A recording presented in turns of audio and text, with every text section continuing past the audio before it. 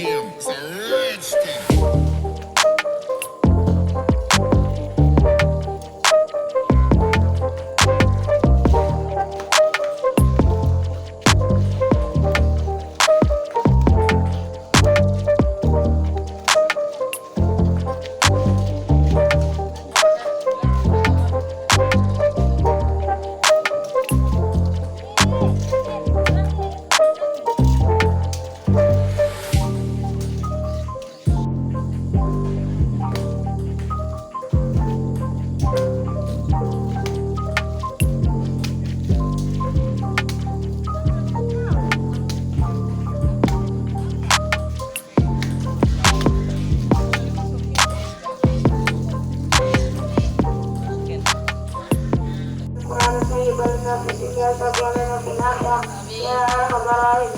اللهم اجعلنا من اهل القران واجعل القران طيبا لنا في الدنيا والاخره يا ارحم الراحمين.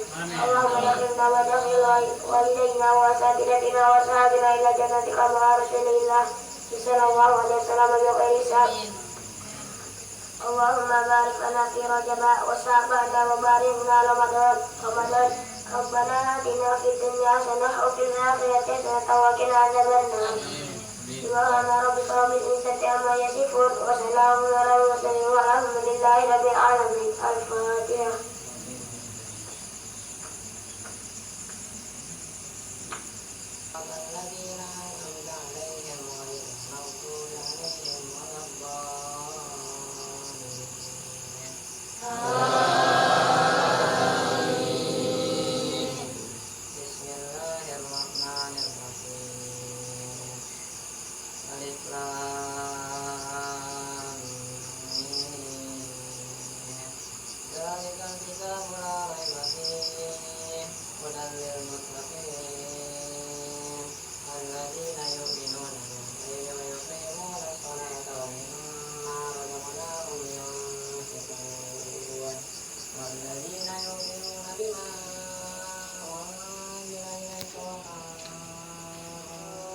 صراط الذين أنعمت عليهم غير المغضوب عليهم ولا الضالين.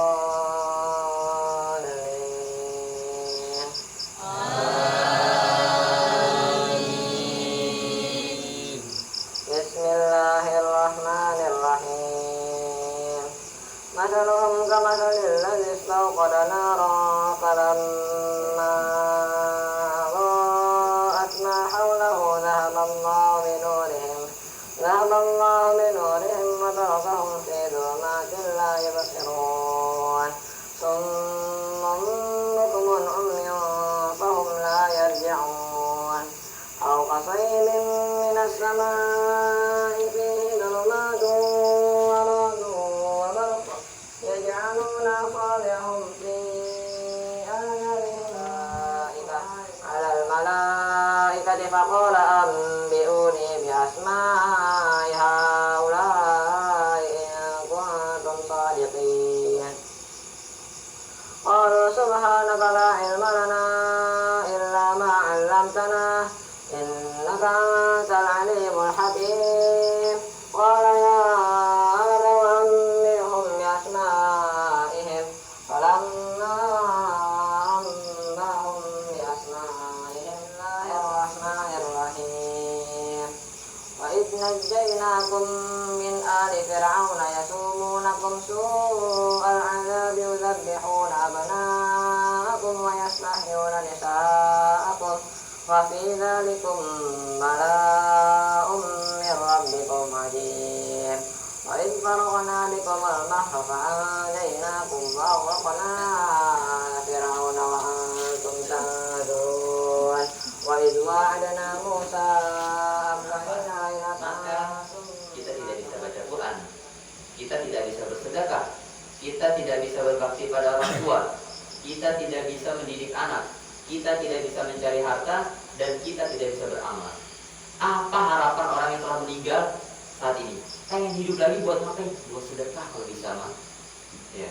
Pengen ngapain? Pengen baca Quran walaupun 1 menit. Itu harapan orang yang kalau kamu tahu nih yang di dalam kubur sekarang, yang udah dikubur, harapan mereka pengen hidup bukan untuk main game, bukan untuk apa? Makan enak, bukan untuk jalan-jalan, bukan. Pengen ngapain? Pengen sedekah, sih. Dikit aja bisa sedekah. Kenapa? Karena dahsyatnya amal ketika di dunia buat nanti kita di alam kubur. Gitu. Ya. Terkait Ramadan, ada hadis ini Bukhari Muslim, hadisnya sahih. Man qama Ramadhana imanan wa ihtisaban ghufira lahu ma taqaddama min dhanbi. Barang siapa yang mendirikan sholat di bulan apa? Ramadan tentunya ya. Imanan wa ihtisaban. Dengan keimanan wa ihtisaban apa? Mengharap penuh apa? Ampunan. Atau makna lain bisa pahala. Apa ganjarannya ketika kita berhasil mengharapkan penuh dengan iman? Ya, kita nih diri nih tadi sholat nih ya, bahkan di riwayat lain barang siapa yang sholat bersama imam sampai selesai maka ia seakan-akan sholat sepanjang malam. Bisa nggak kita sholat sepanjang malam? Nggak bisa. Cerdasnya adalah kita sholat ikut imam. Kalau kita pengen 24, cari masjid yang 24 ya. Jangan di masjid 11 kita pengen 24, imam belum selesai kita selesai. Sayang, kita nggak dapat keutamaan ketika kita seakan-akan sholat sepanjang malam. Kembali ke hadis tadi ya. Mendirikan sholat dengan apa? Keimanan, berharap betul, ya Allah saya beriman padamu, tolong ampuni saya, sampai saat ini belum bisa bakti, belum bisa jadi murid yang baik. Atau ya Allah saya pengen pahala. Kenapa? Karena saya takut ternyata orang yang mati pengen hidup lagi bukan buat main-main, pengen sedikit baca Quran, pengen sedikit sedekah, ampuni saya. Apa yang didapatkan oleh orang ini? Ghufira lahu ma taqaddama min dhanbi. Dosa-dosa yang lalu telah akan Allah ampuni. Di riwayat lain, man soma diganti soma. Barang siapa yang berpuasa, tadi mendirikan sholat. Ini hadis lain, sama-sama hadis Bukhari Muslim, hadis sahih insyaallah. Ya. Sama juga kita tadi puasa dengan iman dan apa? Mengharap ya. Dengan kita tidur tuh kantuk ya, itu bukan mengharap agar nggak bisa baca Quran ya. Harusnya berharap agar bisa meninggalkan hal-hal keburukan ya. Gus Baha itu keren, ulama kontemporer yang keren. Kenapa beliau bilang begitu? Di zaman ini ya, tidur itu bisa menjadi solusi. Kenapa? Karena bisa jadi kalau dia nggak tidur, dia mikirnya otaknya mohon maaf kotor ya. Dia bisa ngomong bahasa kotor, dia maksiatnya banyak. Kalau dia melek matanya, dia zalimin orang, dia bully orang. Makanya tidur bisa jadi solusi buat maksiatnya itu berkurang. Begitu, bisa melihat dari situ. Terus kita posisinya gimana? Ya berarti tidur dong. Enggak gitu ya, Bilal ya. Kita lihat bagaimana orang yang dikubur pengen hidup lagi buat sedekah. Masa kita tidur dengan alasan itu ya? Nggak bisa seperti itu. Artinya ketika tubuh sudah lelah, mata sudah kantuk dan baca Quran sudah banyak, lelah tidurlah ya. Itu baru pas. Tapi baca Quran masih dikit, kerja belum ya. Tidur waduh. Nah ini salah kaprah, bahaya gitu ya. Jadi jangan mentah-mentah ditelan nasihat seperti itu ya. Atau di riwayat lain juga, barang siapa yang Allah haramkan, Allah tutup kebaikan di bulan Ramadan, maka seakan-akan ditutup seluruh kebaikannya. Kenapa bisa begitu? Ada yang bisa bantu jelasin? Tapi bisa? Mahmud? Kenapa kok pakai seakan-akan seluruh kebaikannya ditutup? Kenapa? Karena di bulan suci Ramadan saja dia tidak bisa melakukan kebaikan, sedekah, sholat, baca Quran. Pertanyaannya, mau bulan mana lagi? Ya, itu kan bulan mulia yang dahsyat aja, yang istimewa ini orang pada nyambut, walaupun bangunin sahur subuhnya kagak sholat ya. Di bulan kayak gini aja dia nggak bisa ngelakuin kebaikan, apalagi di bulan yang lain. Gitu. Ya. Ini luar biasa bulan Ramadan ini. Ulama siapa? Ulama kita di Indonesia, mazhab kita Asy-Syafi'i ya. Beliau Imam Asy-Syafi'i menghatamkan Al-Quran puluhan dalam sehari. Dalam bulan Ramadan puluhan kali khatam ya. Itu Imam Syafi'i. Atau imam siapa lagi ya. Bahkan ya banyak para sahabat Sampai dulu apa namanya tuh,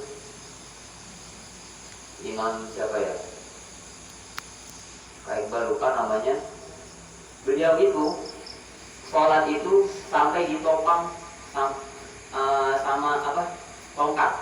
Saking lamanya dia sholat, nggak kuat ditopang sama tongkat. Itu pun belum selesai. Ya, itu belum selesai, masih lanjut sholat apa, sholat malam. Gitu. Jadi nanti kalian kalau bangun jam 2 sholat langsung. Iya, kalau nggak bisa sampai kaki bengkak, ya sampai pegel-pegel dikit lah, gitu. Ya, jangan baru sholat 1 rakaat bacanya Anas, habis itu tidur sampai sahur. Ya. Sahurnya juga dibangunin susah. Jangan. Nah, Haris bengkak.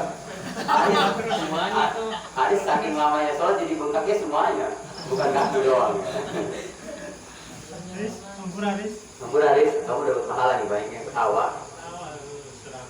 Justru berkahnya kamu lebih banyak nih. Kang Iqbal terus berkahnya kurang nih.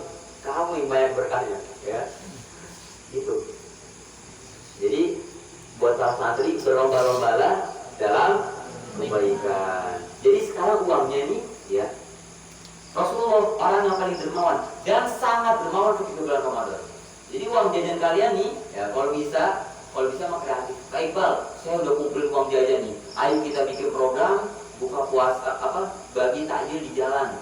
Nah, keren tuh. Pakai uang jajan kalian. Bukan ke jalan beli takjil. Bukan ke jalan beli takjil.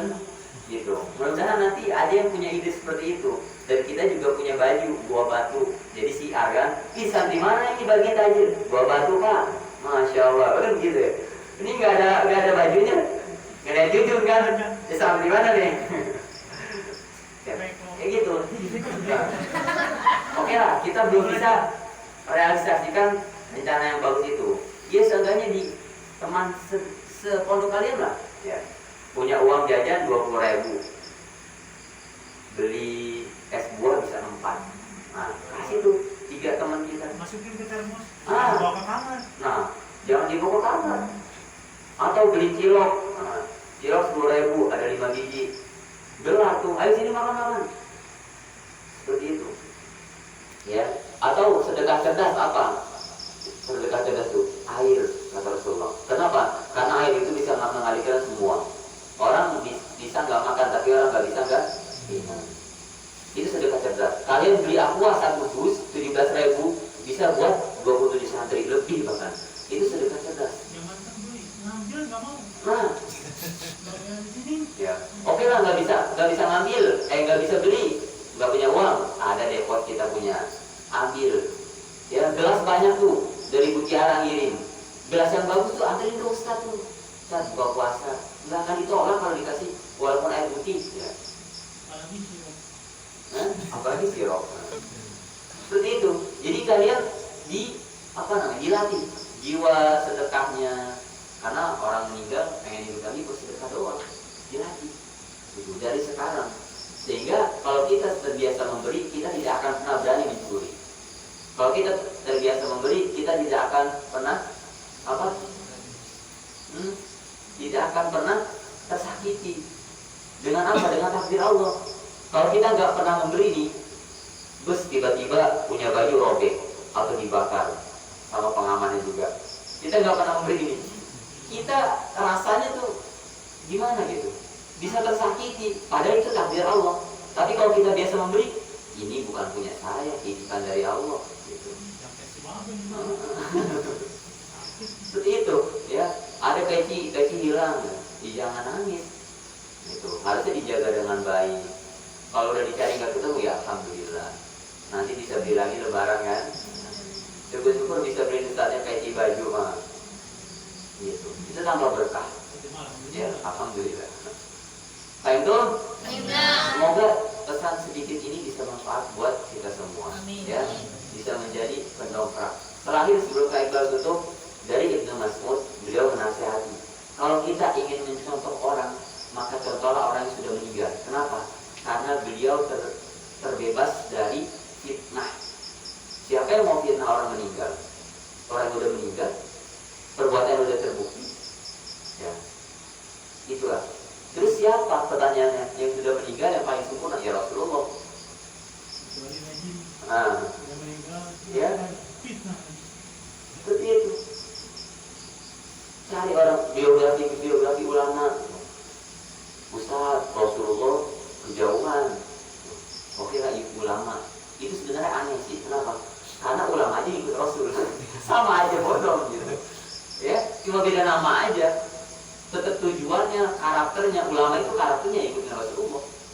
Ulama-ulama yang terpercaya, yang istiqomah ya, yang imannya kuat, pasti nggak jauh dari jalan Rasulullah SAW. Allahumma sholli wa barik. Jangan lupa perbanyak sholawat, karena Rasulullah perjuangannya untuk umat tidak pernah hemat-hemat, tidak pernah telat. Bahkan di akhir hayatnya Rasulullah itu mikirin umatnya, umati.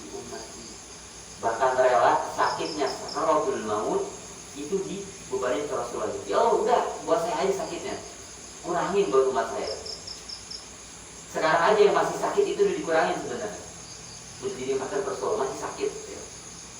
Masya Allah. Semoga kita Allah berikan husnul khotimah, diberikan keistiqomahan, diberikan kemudahan untuk melakukan segala kebaikan. Amin ya Rabbal alamin. Sedikitnya dari saya, semoga bermanfaat.